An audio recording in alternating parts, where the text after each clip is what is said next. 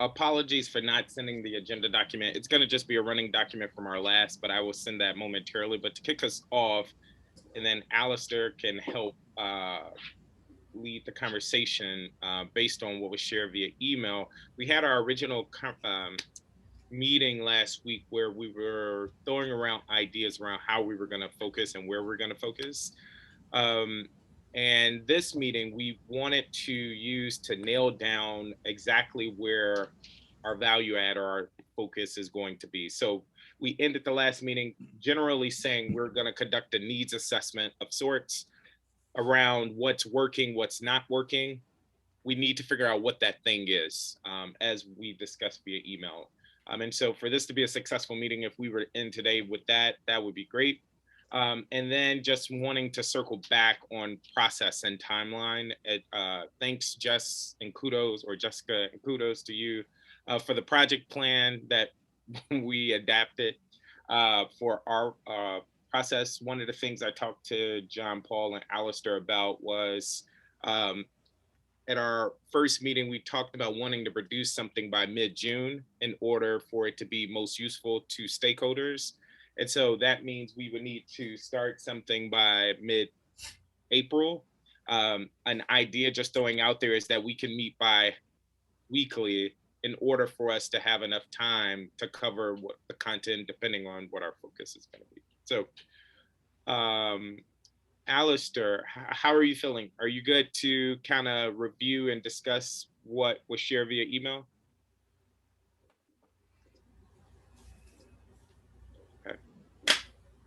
Hey, Zachary, would you actually, I'm so sorry, would you give me 2 minutes? I'm just,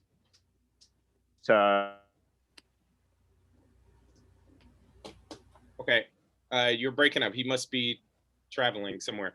Can I ask a question while we're awaiting Alistair? Yep. Okay, so I'm sorry I missed the first meeting. My question is around, it looks like we've decided that we're going to recruit a task force of members of the public to be part of this. And then I read Serena's feedback last night, which I think was really helpful, Serena, around the timing and how that might coincide with OSCE's timing and how we might consider how to be relevant given that timing. So one thing I wonder about is there a commitment to recruiting a task force versus engaging the public in other more fluid ways that might make it possible for us to move with greater speed? So things like, I was impressed that the DC State of Schools report yesterday, they had done repeated focus groups. So that was sort of an interesting research technique, that they had static participants, but repeated research conversations. And maybe we take a variation on that theme, like we have independent focus groups, but we aim to have 8 of them, 1 in each of the wards, or we aim to have each of those have sort of the mix of people that we're talking about, whether that's teachers and principals, or we throw parents and students into the mix. But I wonder if there's a way to take all of the feedback and concerns folks brought into account while keeping the spirit of this is an effort to deeply engage the public, but also to remain relevant time-wise. So I wanted to, my question, I suppose, that was more of a diatribe. Yeah. My question is, how did we land on it being sort of a panel versus a some other thing? Great question. I haven't aligned with Alistair on this, so I don't want to say, yeah, that works, but I would see no reason why we couldn't do that. And I'm thinking, and I'm looking at John Paul, I'm sure for staff capacity and stress around a task force, they may be open to hearing that, so it's not super rushed. I would say that's for this group to decide. If we decide that it would be better for us to do a focus group type format, I say let's do it. I think that's fine staff-wise. I think the one thing that I would note is that I don't believe there's anyone on staff that has experience running focus groups. And so we would need to find some expertise either at the board on how to run an appropriate focus group. But I think it's also something that I would be very excited for my staff to learn how to do. So I think that would be great. I can help with that. That's great, Jessica. I think, I guess just to clarify, we're all in agreement at this point, right? That one of the most useful things that we as a committee can do in this conversation is to engage a broader public, the broader public around, and to kind of channel folks' actual perspectives, experience, feedback to the decision makers for reopening, right? I mean, that seems to be, is that the role that we're trying to fill within this committee, or are we all in agreement about that? And so the question that we're deciding today is, do we do that with whom? Do we do this, and how, right? Do we target a particular audience, or is it as Jessica, I think, really convincingly wrote, engage as broad a diversity of stakeholders as possible, right? And I think that's question one for me.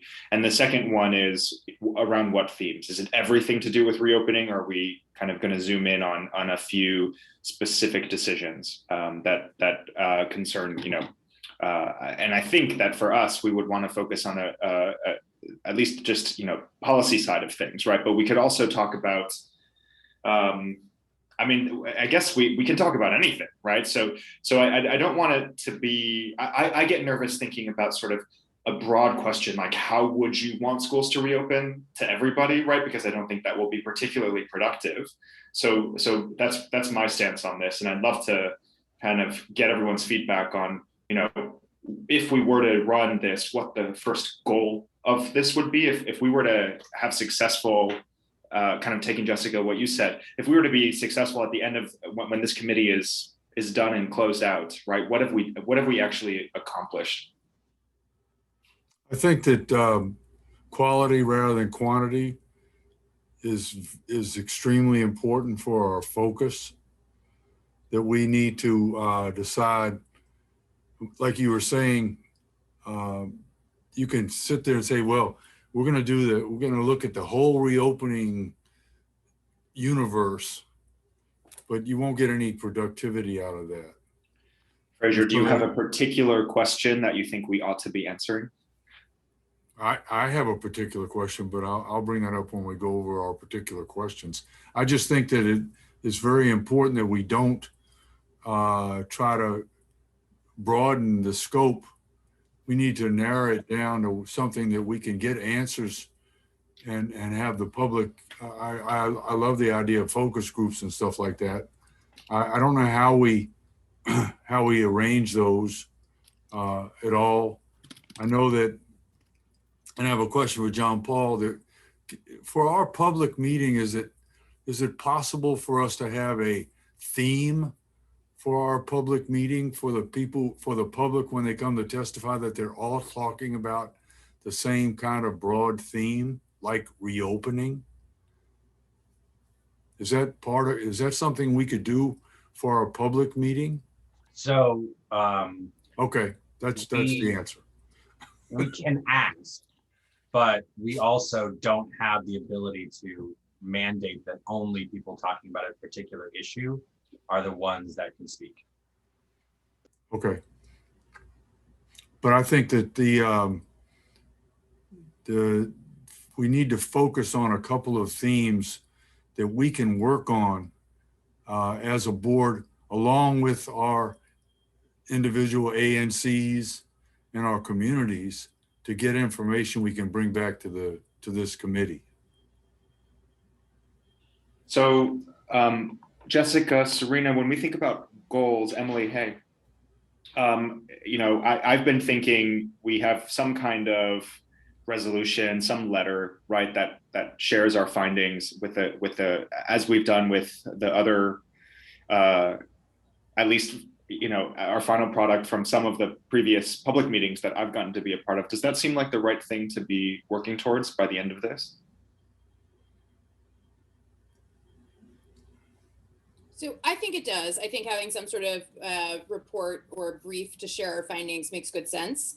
I am convinced, though, by Serena's feedback last night around being thoughtful about how we construct these focus groups and how much we try to accomplish. I literally just wrote to my graduate students on their policy topics, don't try to boil the ocean. So I'm trying to take my own advice that, like, we shouldn't try to solve it all. Yeah. And for instance, if we decide that we want to focus on funding, which was something I feel pretty passionately about, it may make sense to say, you know what, parents and students certainly have ideas on that, and we can ask them to react to our proposals before we publish the report. But the people charged with doing that work are the principals and the teachers. They're the ones who are going to know the most about what funding usually looks like, what it could look like. So we might say our focus groups are principals and teachers. And then before we have, like when we have a draft report, we might bring together a focus group of parents and students to vet our ideas and like gut check them for, does this jive with what you all experience? Because this is what your teachers and principals are telling us and what we've taken from it. So Jessica, I concur with what you just said. I think that makes a lot of sense. I do still have concerns about the timeline because I was in a meeting yesterday where it seems like in all likelihood, OSSE is probably going to release their sort of revised technical support in May. And a lot of the funding that is coming, and granted, I don't understand how a lot of this like works, but the funding that is coming in, my understanding, a lot of it is going to be controlled by OSSE, and they're going to allocate, whatever. But by May, they will have their plan. So I don't know if we release something in mid-June. I don't really know how seriously it's actually going to be taken if they've already mapped out their plan and released it by May. That was my. I agree completely. I think we need to have something on paper in the middle of April or at the end of April, because they don't. Are we talking about the reopening of schools in August, or are we talking about the reopening of? Because I think we need to focus on what happens in the summertime.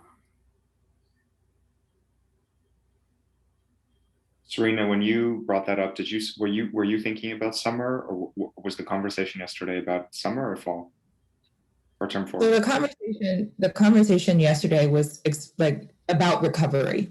So whether and so I don't know that. I guess I'll say that I don't actually know if they're including the summer plans. I don't see why they wouldn't include summer plans and fall plans in the release technical support that they're providing, or guidance that they're providing in May. And Serena, on that call, was there a particular kind of fork in the road that they were trying to decide which path to take at this point? I mean, that could align our focus groups that in a clearer way, right? But no, okay. Yeah, no fork in the road. I mean, I think it's very clear they're working on enhancing their guidance, and it's just going to take them some time to do it well and to do it right.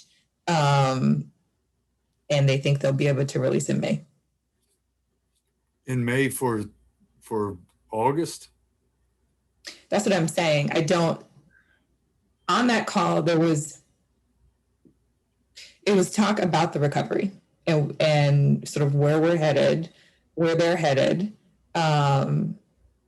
Did they define what the recovery was? In terms of a date, whether it's the summer or whether it's the fall? No, they did not explicitly say whether it was going to be, whether the guidance was going to be cover the summer. It will definitely cover the fall. I just from a teacher standpoint, and that's the only standpoint I have, is this whatever happens between June and August is going to sink or swim the educational system, because they didn't do it. Nothing happened last summer, and they've had all year to plan for knowing what, education, whatever is happening educationally. And we have this incredible divide between what's happening good educationally through virtual learning and everything, and what's happening bad through non-virtual education and non-participation that nobody wants to speak about. But summer could be the beginning of a panacea for what's happened in the last year. I They should don't focus think- on. Treasurer, I don't think there's a panacea. I will just say that, but Huh? can I just say something? I mean, I think in terms of whose voice we amplify here or who we learn from, I would like to say that, you know, principals don't really have the opportunity to make their voices heard. And it's really important. And I'm hearing from principals, you know, and basically it's pretty clear that they feel like, I mean, not all, okay, there's some that feel supported. There are a lot who also feel like, just like, you know, the presser a couple of days ago, they find out along with everyone else that there are these changes coming down the pike, and then they get a million phone calls and they don't know how to answer them. And I just think that maybe this is a value add that we can bring, is that, you know, if we do focus groups, they can be anonymized, and we can bring principal voices. Parents and teachers can come to hearings and they can speak out. Principals can't. And the other group that I think is underrepresented are students. So it's sort of at either end, you know, of the spectrum. So those are the two groups that I think we could be a value add for. But if I were to choose one, I think I would choose principals, just because we really do not, we hear from them quietly. I don't know. So that's interesting, Emily, right? Because it connects with, I think there's a clear connection between what Jessica proposed, principles, and I share that, right? And that's part of what I wrote, and what Serena is saying around equity, for how, you know, can we talk with principals about how they spend that funding, basically, right? And to promote equity. And I think to me, that's how the puzzle pieces look like they could fit as one option. Jessica? Thanks. So last night, the deputy mayor came and spoke to the Ward 6 public school parent organization. And a couple things that came out of that around funding, I think, are worth us talking about. I'm sorry, my coffee maker is still doing its thing in the background. One is DCPS has already sent out school-based budgets, but none of that includes recovery funds, right? So it includes money for them, but it is not the ESSER or the American Rescue Plan money. So it's a little strange that schools are thinking that this is what they have to work with, and they've been presented that, LSATs have been presented that, but there's a lot more money coming. The second thing is, in that guidance on what they can spend or can't spend, they've been told they can't spend the rescue money on personnel. And last night, you know how Ward 6 feels about charter schools, at least the Ward 6 PSPO. They were furious. They were like, are charters going to be allowed to spend this money on teachers? Because that's just ridiculous. And we're like, okay, but some of it is a fundamental understanding of who's making decisions. The federal government has placed no restrictions on it being spent on staff. It is unclear whether OSSI will place any restrictions on it being spent on staff, but each district is able to make that choice itself. So DCPS may say you can't spend it on teachers. KIP may say we can spend it on teachers. Friendship may say we can't spend it on teachers. And each of them has the ability to make that decision themselves. But the other thing that seems really hard and doesn't seem well communicated within the city yet is the length of time that these rescue funds can be spent, and how OSSI will determine how they're dispersing that. Like, are they, if every school is getting its Title I allocation, or its, you know, multiplier of its Title I allocation, are they getting that dispersed on an annual basis? Is it a total bucket that they can draw down over time? Because again, the federal guidelines say that the ESSER's money is encumberable through 2023, which means it can actually be expended longer. And the American Rescue Plan money is encumberable through 2024, which is expendable for longer. That's the last that I heard on that. And that was the NASB Government Affairs Committee, like their lobbyist explained that to us, or their federal advisor explained that to us. So I think one other value add we can offer is trying to be the voice of clarity on what parameters are, who makes decisions, and what that means for individual school communities. So if you're a DCPS school, here's what your district has decided, here's what your principal can decide. If you're a charter school, here's what your district is able to decide, here's how that will play out.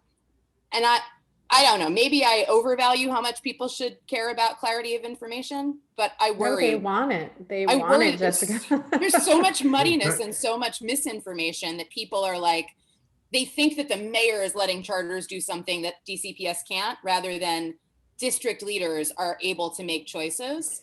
And if you don't like the choices, you can be furious with your district leader. I think that's what people want. That's what I'm hearing. I just wonder how we get that clarity. Are we going to be the investigative reporters? Are we going to, I mean, that's kind of the job we would have then, which is cool, but I don't know if we have the ability to really collect that, you know, I mean, but I think it would be amazing. It would be an amazing value add if we could do that. I wonder, oh, I see Zachary says, you have a question. Actually, Serena, I had a follow-up question for you and then a suggestion. Can you just clarify what guidance OSSI is putting out? I know you said technical guide, like, what does that mean? I can't. I mean, like, all I can say is that they're working on enhancing the recovery guidance that they have already put out, and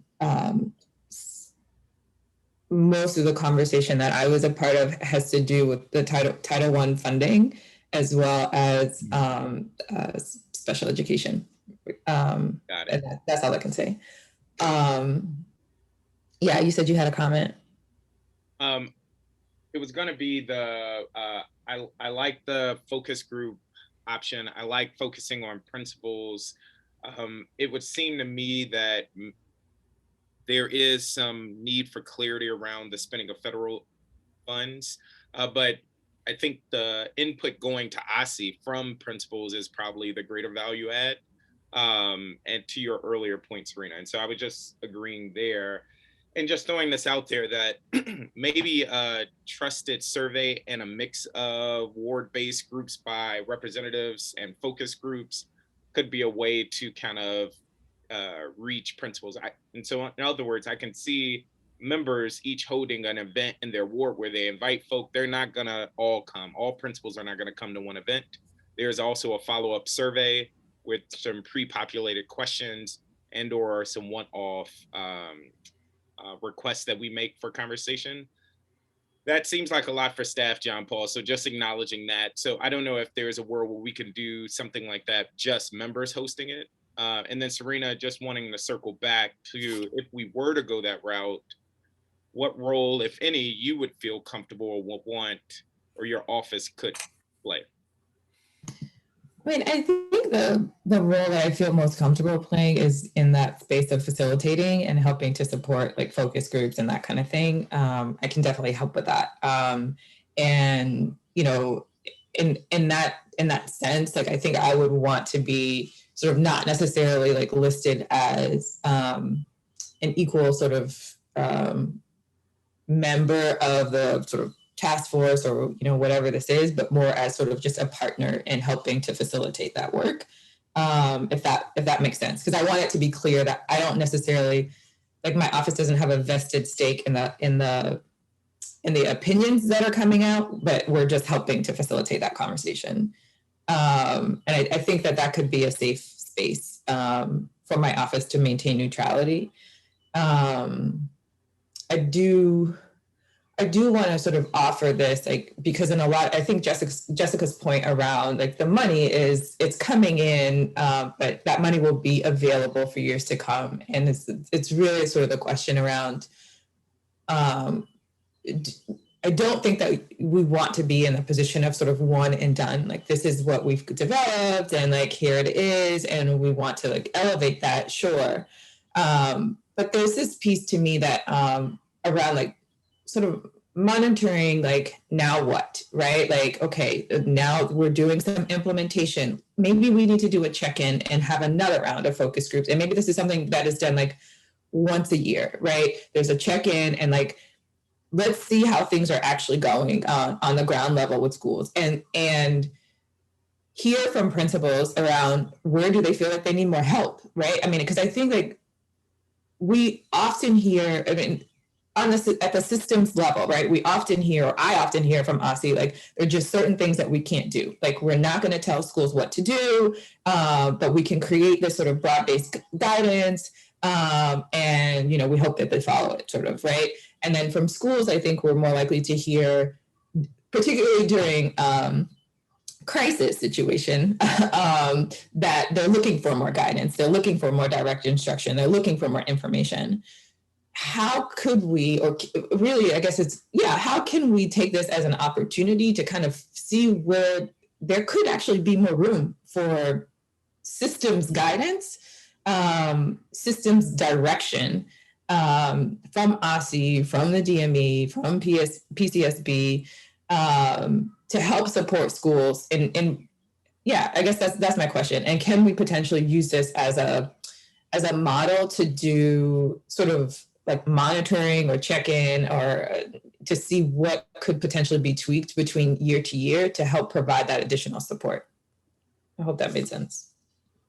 Serena, what I'm hearing, and let me just repeat this back because I want to make sure I'm understanding what you're saying right, is to have a more broad qualitative check-in, right? Instead of asking, hey, OSSI's making this decision by mid-April, do you agree with X, and would you revise Y? It's more of a, hey, how are you right now? Where do you need more help?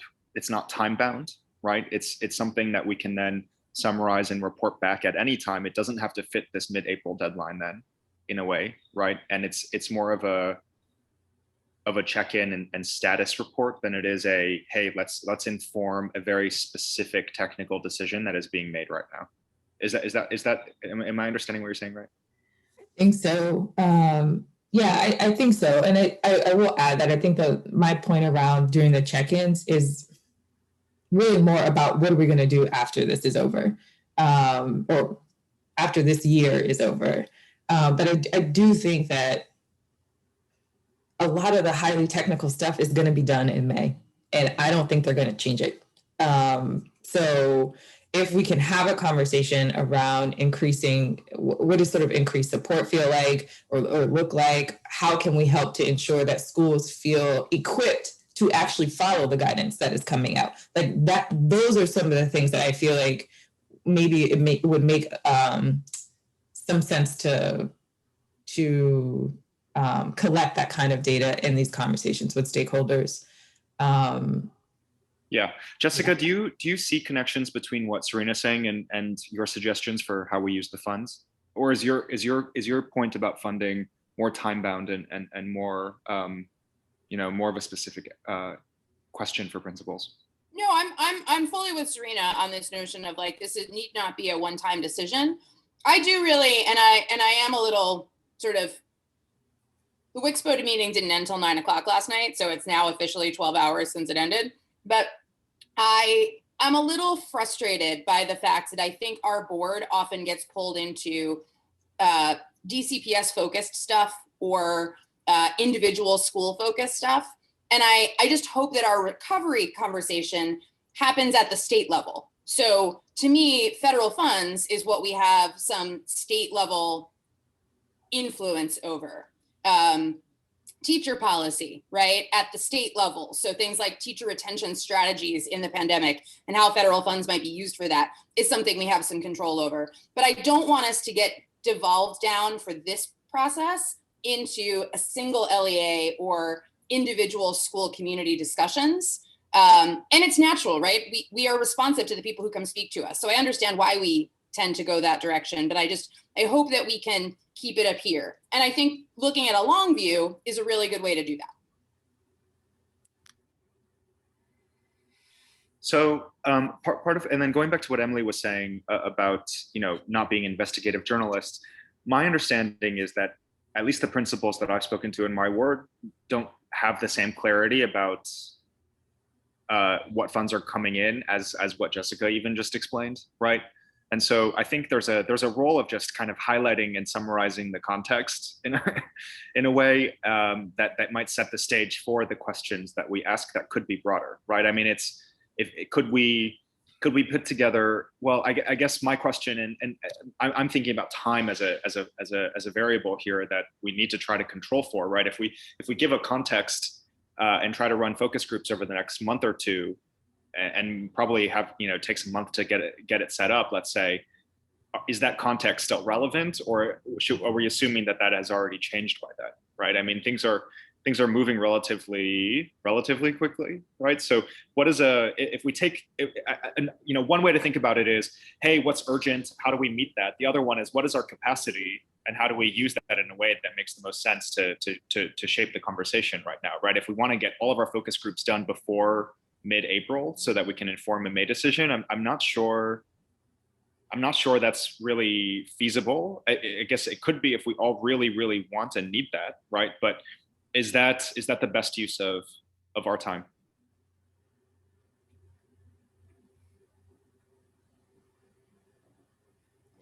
I don't know. I will just clarify that I don't necessarily think it's a bad thing to play an investigative role here. I mean, that is what I did with the outdoor learning guidelines, and it was helpful.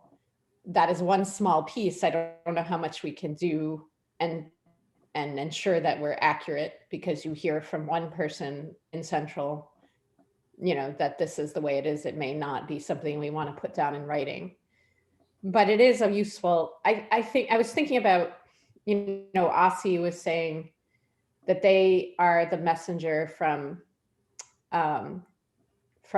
DC Health to schools. Like, they play that role of interpreting the health guidelines for schools.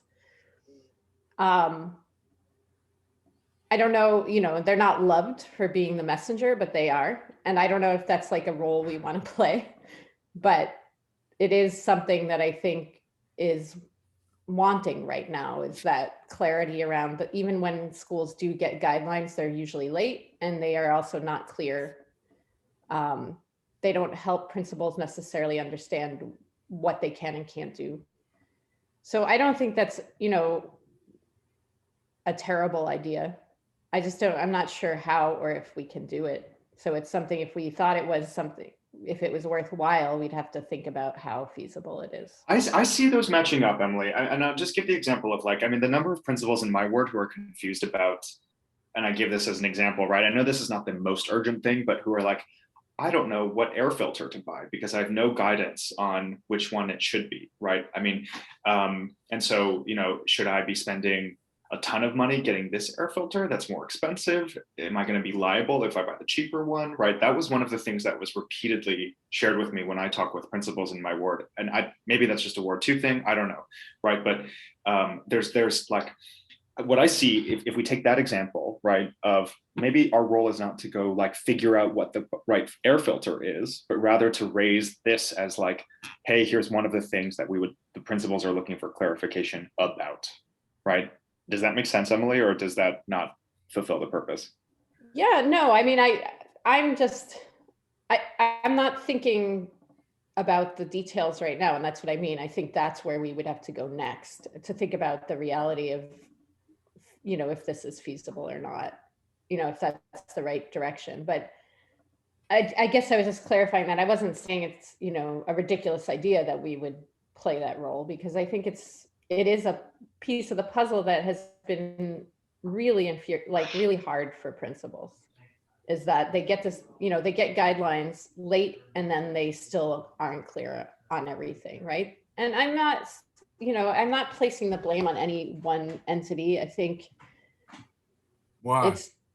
why? Because actually I do think that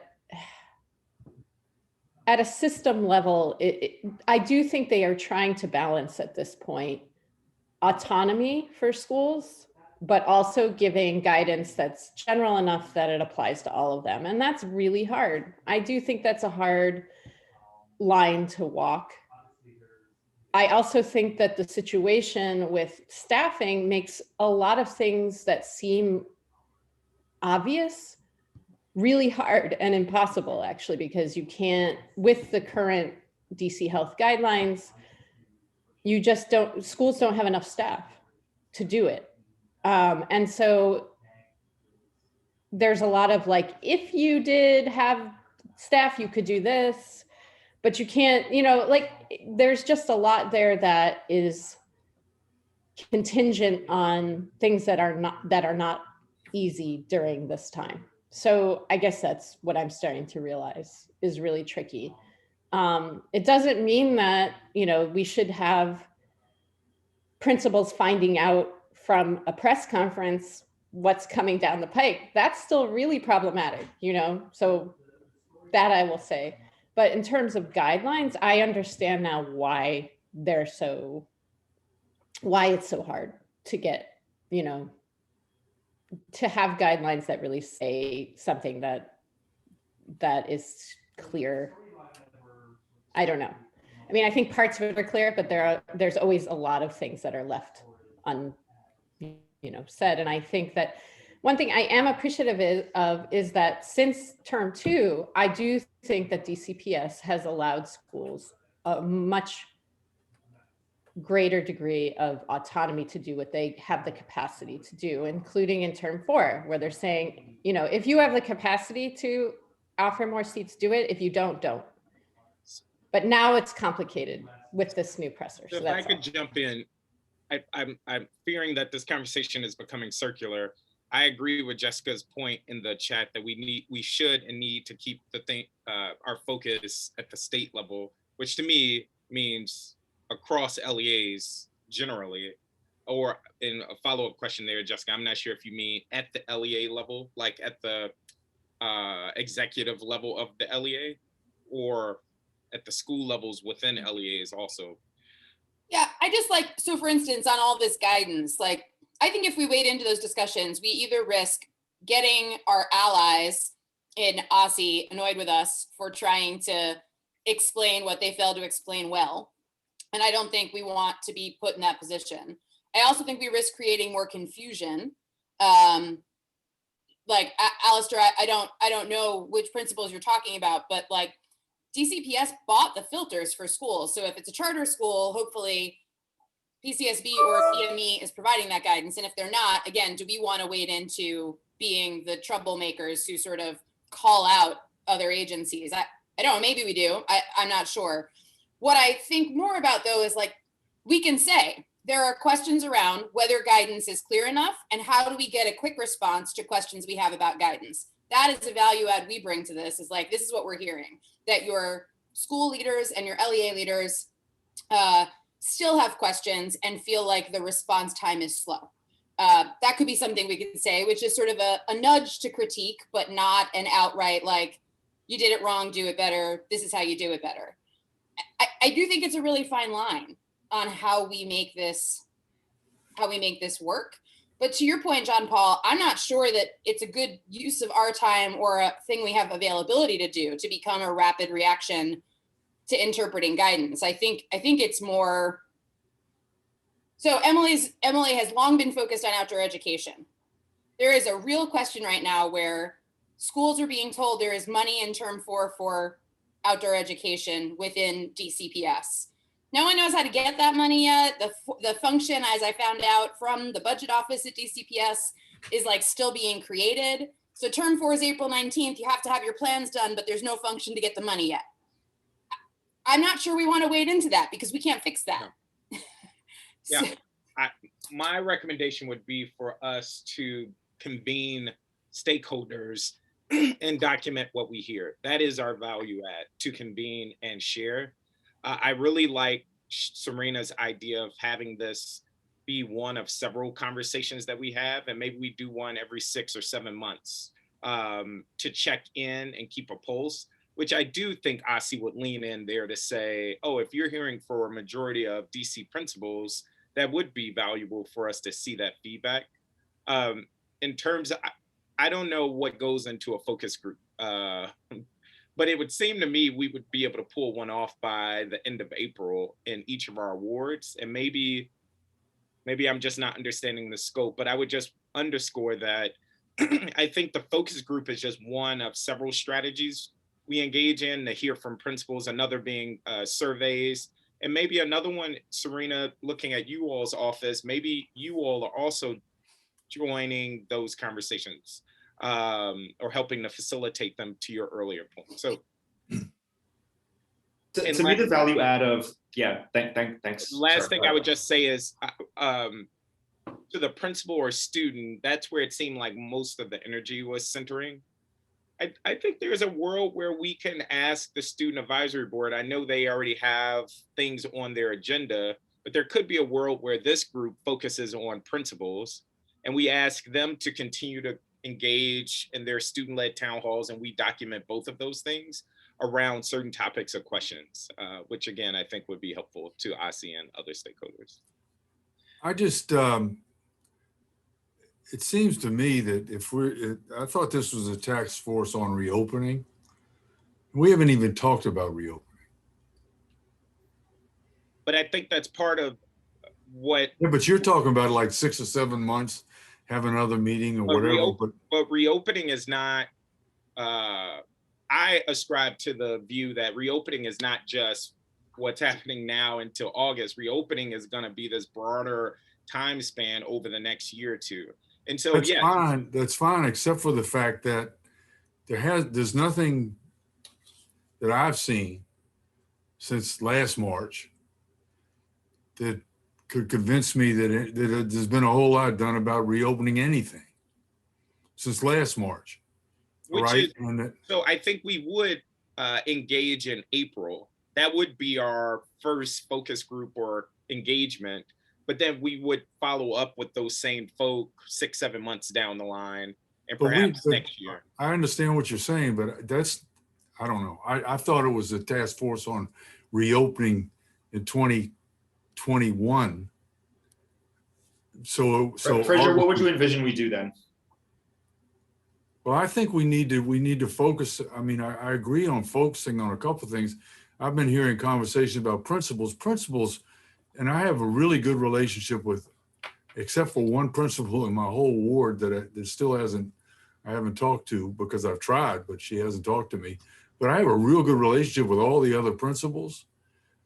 And some of them are very hesitant about talking in public about what they talk about in private. Principals are. Fraser, what would you recommend that we do as a committee then?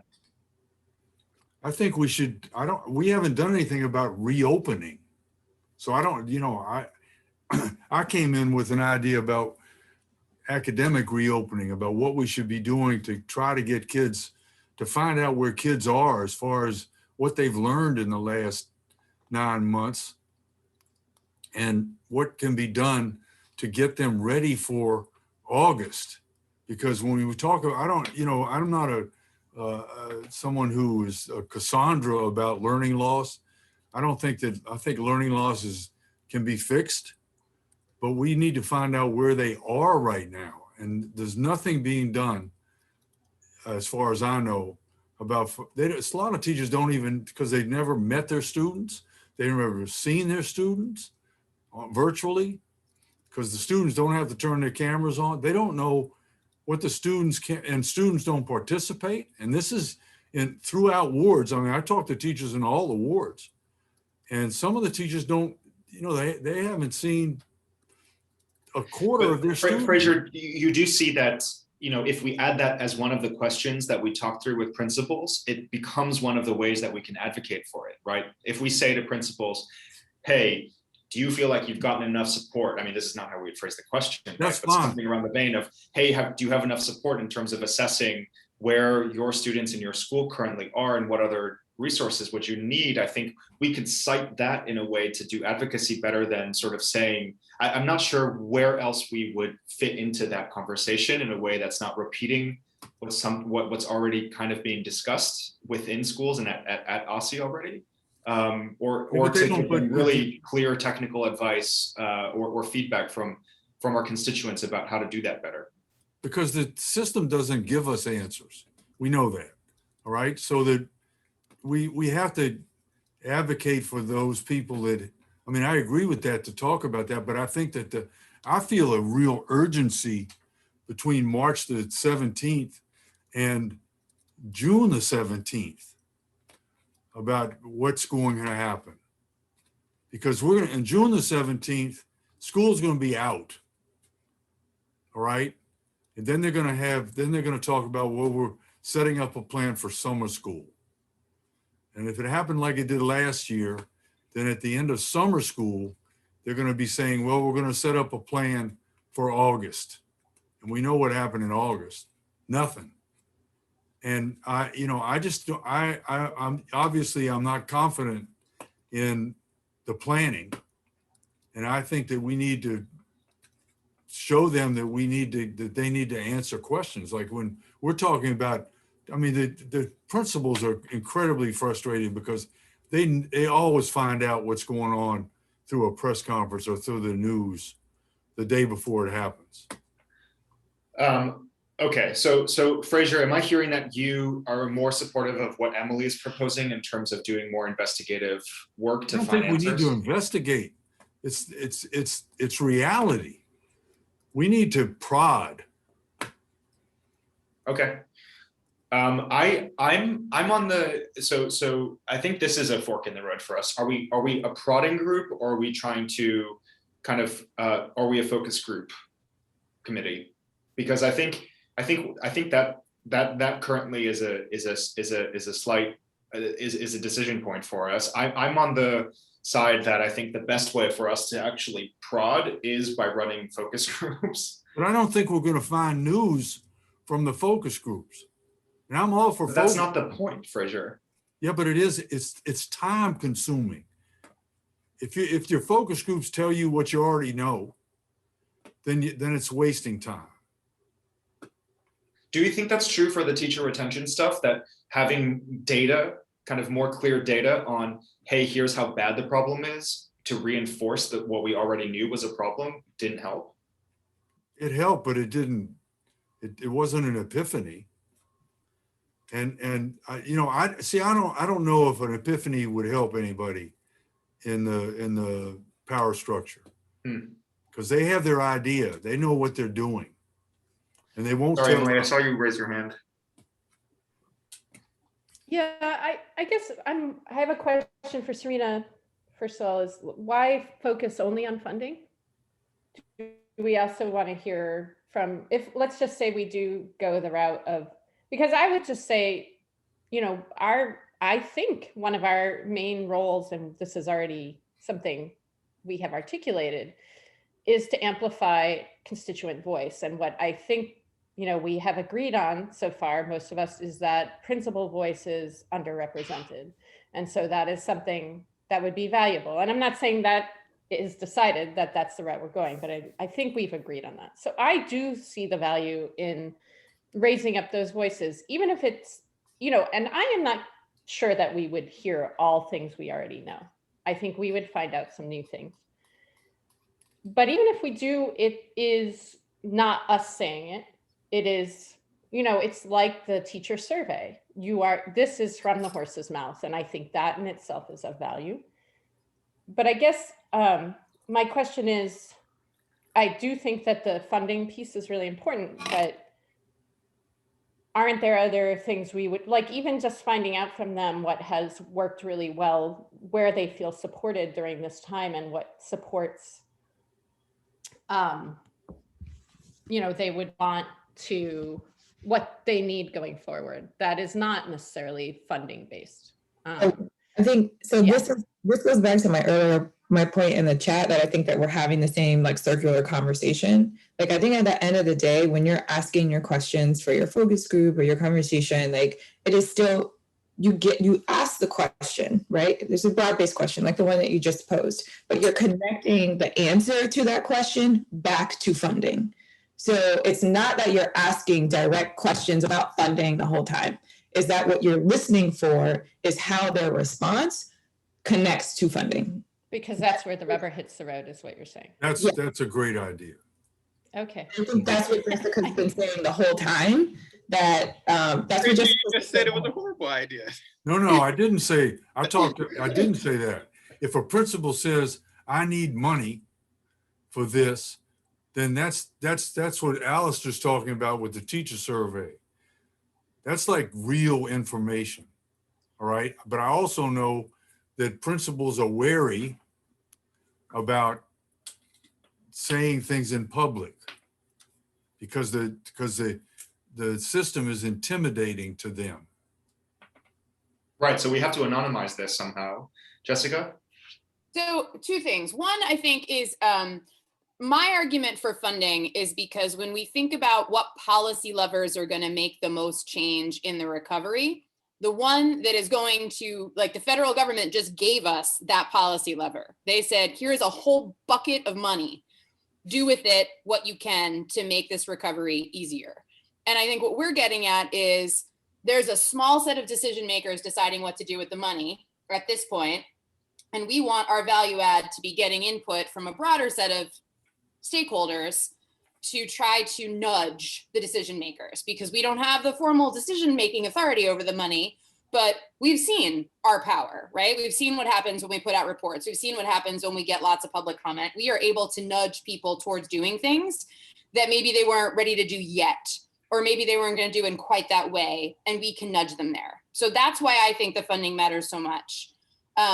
I think the other thing that Serena just put beautifully is like the joy of a focus group, and why I think for this it may be better than a survey is you're listening. You ask one big question, like, what would you spend your money on if you could? And as they start to say, like, well, I wish I could spend it on staff, like, others think that too. What's standing in the way of that for you? And then you get the, like, well, my LEA's got this policy, or, oh, I love focus groups, like qualitative researcher to the max over here. You know, or like, well, I was told I can't hire people. Like, can you not hire people? Or is it something specific about the category of employee? And then you get at, like, can we hire term employees, but not FTEs? And how do we then write into our recommendations? The guidance doesn't seem clear on the fact that schools can get more bodies in the building to assist them, but that they can't permanently institute a new position with this funding. So I think, like, to me, that's why the focus group, and that's why the funding, the solutions are not all going to be more money, but they are all going to be things that require funding to do well. I don't want to think that, I don't want you thinking that I was being negative about that. What's bothering me is the timeline. We need to get the information out there before the beginning of May. If we're going to be a player in it. Yeah, my last thought, just not quite on that note, Fraser, but on Zachary's, is this piece about anonymization.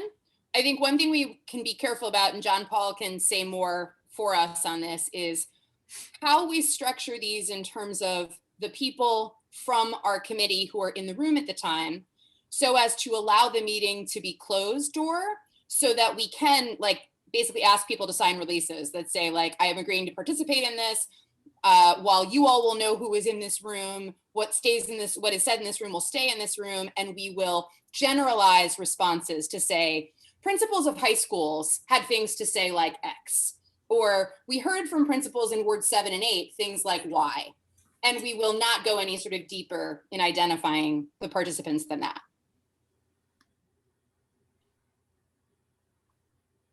John Paul? So he's concurring that, like, we just can't have 5 of us in the room. Yeah, but to that point, in our virtual posture, how would you conduct that type of even anonymous focus group? Because I would imagine there's a level of anonymity that they would want to even keep from their colleagues. They may not feel safe to even talk openly with their colleagues. No, that's a reality. Even if it is only one of us. Yeah, I think it's got to be a little bit, and I say this with all respect for those groups, but it's got to be a little bit like AA, NA groups, where you say, like, but the agreement is, like, we're all going to know who's here, but the expectation is you've agreed to participate and you will keep sacred this space. Yeah. No, I was thinking as you were saying that there are some creative ways to use, like, Zoom webinars, you know, how you could watch the people, but they can't quite see you. And maybe there's some, like, chat question answer functions. People have coded names. I think you could get creative. I think that I think we could maybe follow up or even start whatever. You can do that with a survey. So maybe we could do the really, you know, if we are afraid that we're not getting all of the information, we never will anyway, but I think we can make it more anonymous with a survey. But the focus group, I don't know. I think if a principal, I think we'll get a lot from it. I'll just say that. I think they talk to each other a lot, actually.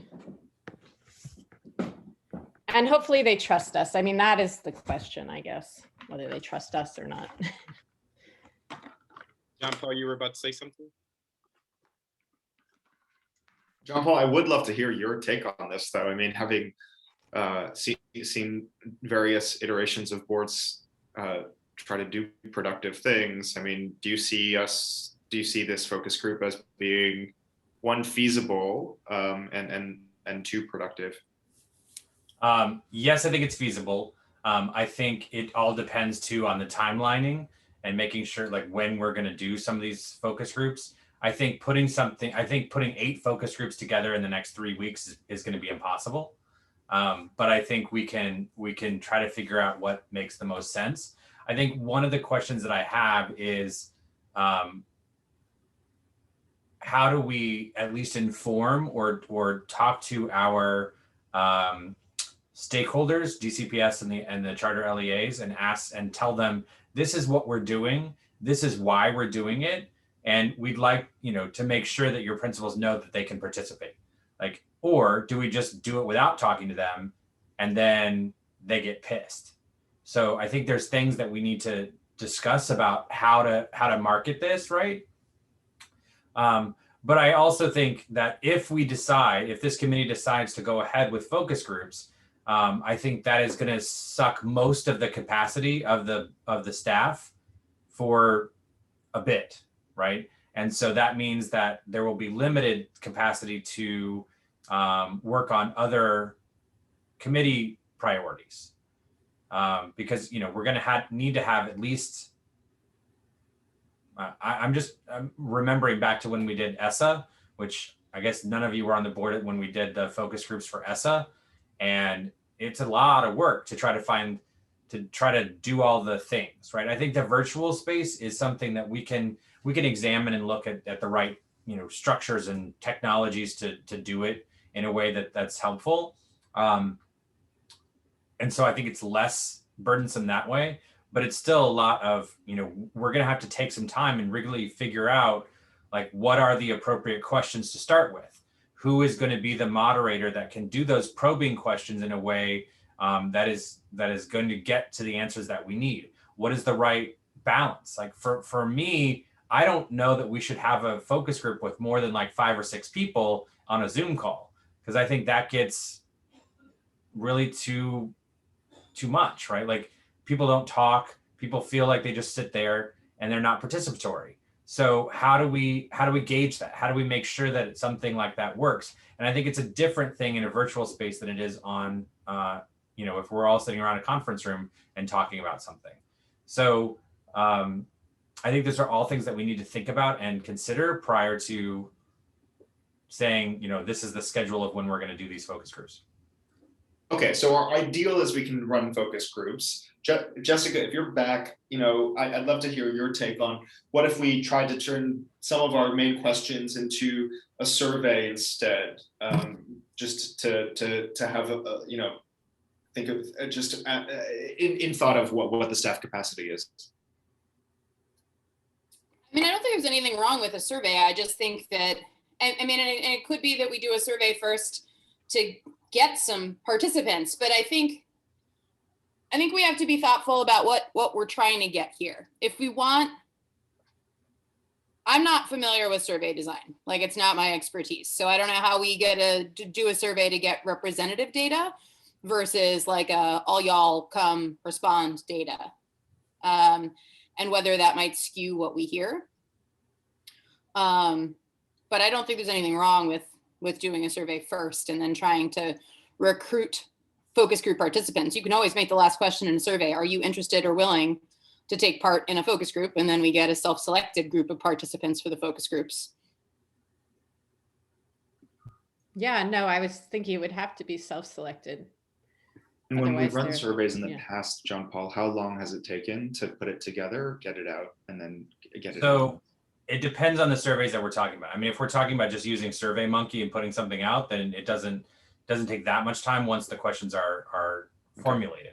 But to Jessica's point, that is, SurveyMonkey is not a research tool, right? Like it's not the same type of surveying that we would get from the all teacher survey.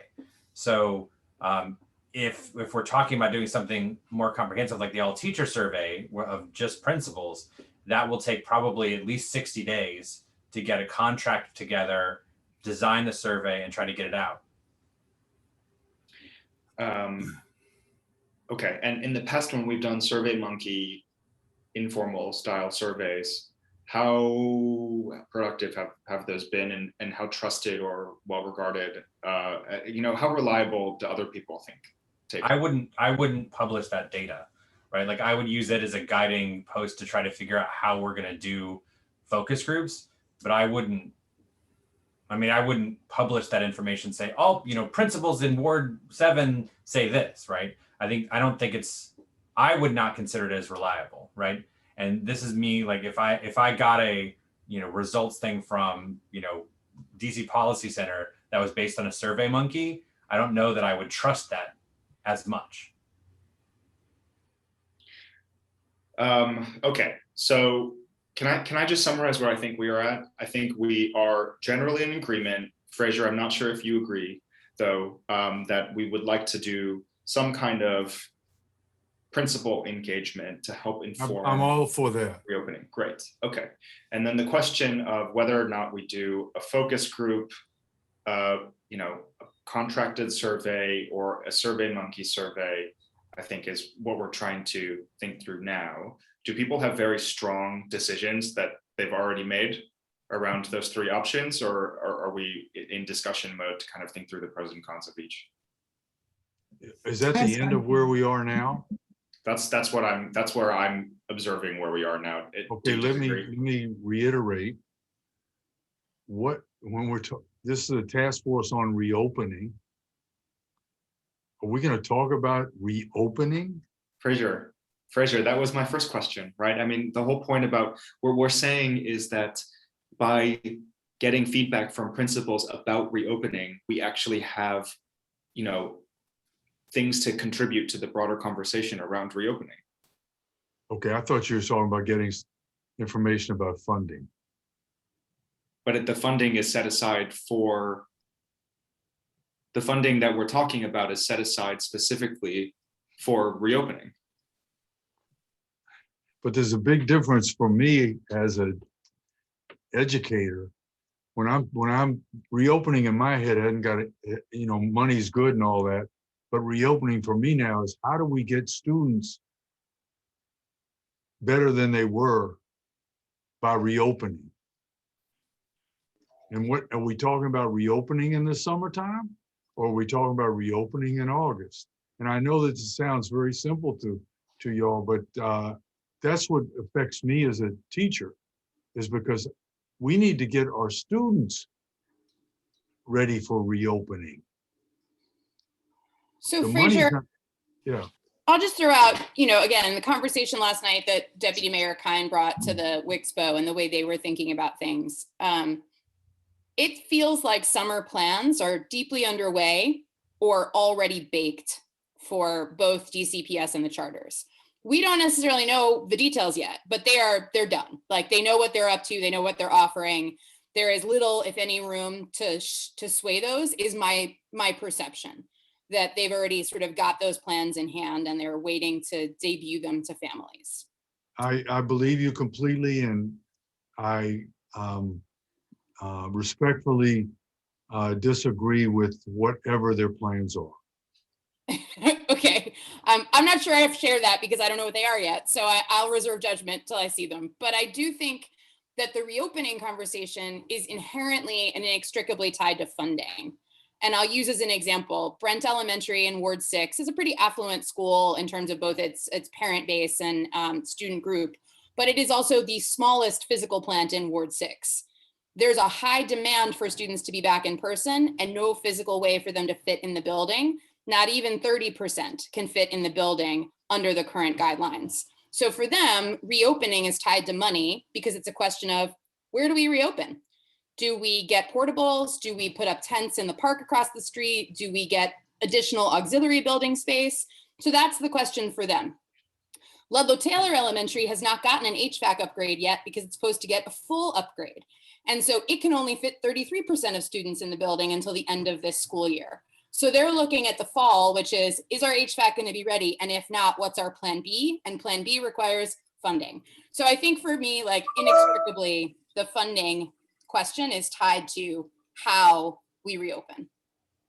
Okay, I agree, because I have, we have a bifurcated school system in Ward 4, where we have a lot of new schools and we have a lot of old schools, and we don't have any medium schools. So the old schools are not, they're not equipped, their HVAC systems are horrible.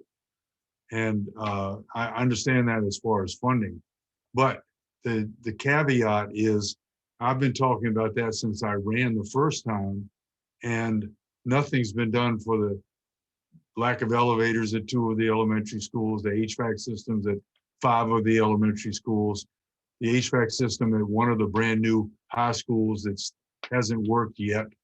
So I know that's about funding, but the system hasn't done anything about the funding for that. I'm just a skeptic, obviously. I want to do everything. So now that we're all on more or less the same page, I just want to kind of walk through the 3 options that we're considering. It sounds like if we do a Survey Monkey, that would be able to get answers in time, but may not be very reliable or useful to do any advocacy from. If we do a, focus groups seem to be the most time intensive. So it seems like that would, just pull the staff away from everything else. So I think that's leaving us with surveys as the kind of main viable option. Does that resonate with folks? Are you saying? Still Oh, sorry. Go ahead. I thought we were saying we would do both, Alistair. That's what I thought that Okay. you get different responses from a short survey, and also that we could use the survey to ask the question of whether principals want to do the Yep. It's not that I don't want to, it's that what I heard from John Paul was that they don't have the staff would not have capacity to run focus groups, even if we got principals. But could we do it ourselves? But Can I clarify real quick? So we can, it just means that the rest of a lot of the other work will need to be postponed until the end of that. But that's not fair. That's the kind of discussion that we need to have at the April working session with all of the Gantt chart from all of the committees together to decide all of those things. Great. Right. Okay. So Could- my take is this. Right? We come up with a list of questions that we would like to ask in a survey, and as a committee, we kind of think through what the strategic purpose of those questions are. We try to keep them as short as possible. The last question on that survey is, would you like to participate in a focus group, with no guarantee that a focus group will happen, but that we have at least the kind of buy-in from folks who want to do that. And that the survey would be not a Survey Monkey, but rather something that we contract out. So it wouldn't be until 60 days from now that we actually have the survey up and running, at least, right? So it would really be more informing and giving feedback to what is happening at the time that we have that survey out than it would be to inform May. Will Again, someone, just summarizing where we are. Is that where we are? will someone calm Zach's dog down because he's being attacked? John Paul, can I actually ask a clarification? One second. Okay. Just to jump in. So, John, one thing I heard is definitely a concern around staff capacity. John Paul, correct me if I'm wrong. I'm not seeing that we have to conduct 8 focus groups. I think there is a benefit to being in a virtual posture. I don't know what the answer to that is in terms of facilitation, but it seems like we could do one big focus group, maybe with many different facilitators breaking out. Would that, if we were to do it in a more efficient way, would that manage some of the concerns you have around staff capacity? Potentially. I mean, I think it depends on how many facilitators we have that are trained to do this type of work. I think it depends on making sure that the focus group pool is diverse and actually representative. I think that's going to be a challenge to make sure that happens in a type of anonymous a group that we're talking about. I think it can be done right in breakout groups and those types of things. And maybe that's a good way to do it. I mean, again, I am not a focus group expert, but it seems to me like some of it might help to actually have some general questions and then break out groups to get that probing part started. I don't know, but I mean, it seems to work in our committees to bring information back in a pretty efficient way. So I think we can. When I was saying ward-based, it was my understanding that from an earlier comment that I think you made, that you wanted to have that separation. I don't know that that's necessarily the best way to do it, but I do think that we may want to think about how to do that. Like, do we want to have a group of just elementary school principals, and then one of middle school principals, and then one of high school principals? Do we want to have groups based on the school demographics? Do we want to have ones based on whatever it is, right? Like, what is the right breakdown? I think that's another question that we'll need to decide somewhat later. And Serena, do you have that experience, that focus group experience? So I have a lot of experience like facilitating and building community and that sort of thing. So I can help with that, and also I would say I think Jessica is the resident expert on like how to run an actual focus group.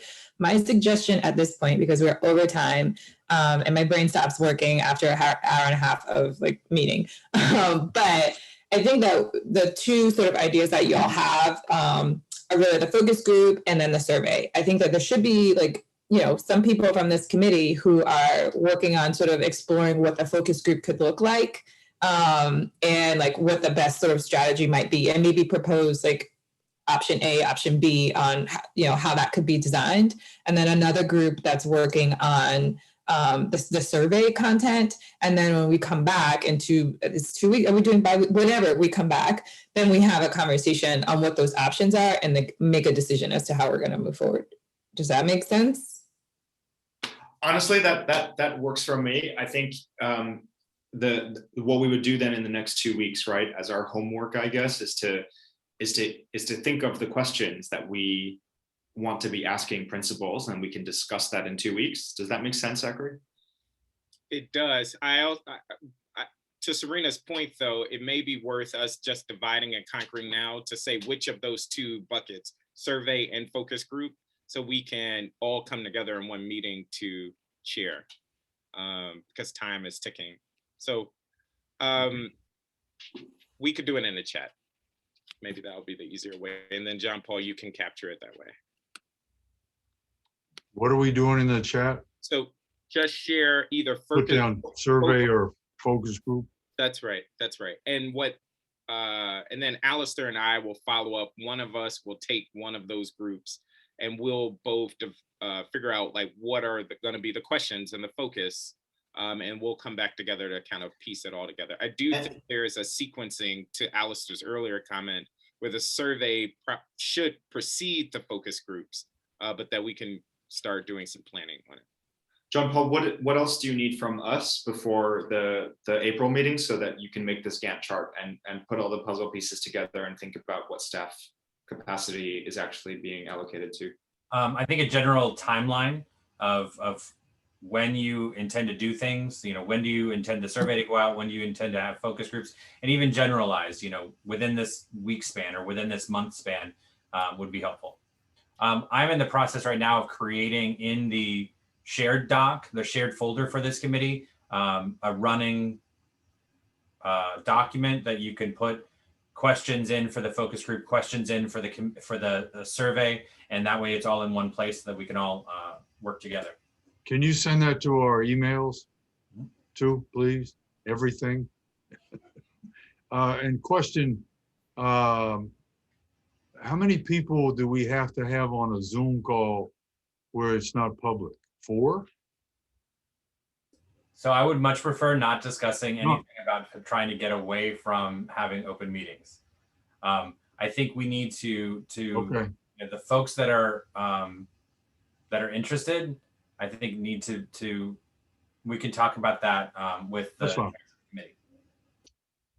Okay, I think we've got our next steps. So we're going to follow up with folks in a focus group versus survey split, and I'm assuming Jessica can go either way. So I might, Jessica, if you're still there, Maybe we Serena, should put Jessica in the focus group, since that seems to be an area of expertise for her. She finds joy in it.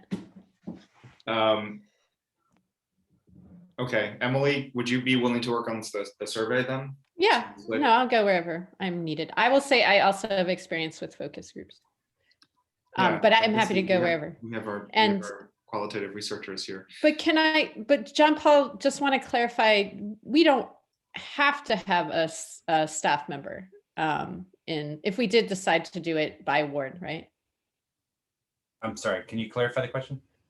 We don't need to have a staff member necessarily in a focus group, right? If we decide to do it by ward, we could maybe have 2 members helping to run it, right? Yeah, as long as you're committed to getting all the notes together and doing all the background, yeah, absolutely. Okay. That's a really good point. Yeah. Okay, so Zachary and I will follow up before our next meeting, and I think it sounds like a lot of this we can do over email. Yeah. Okay. And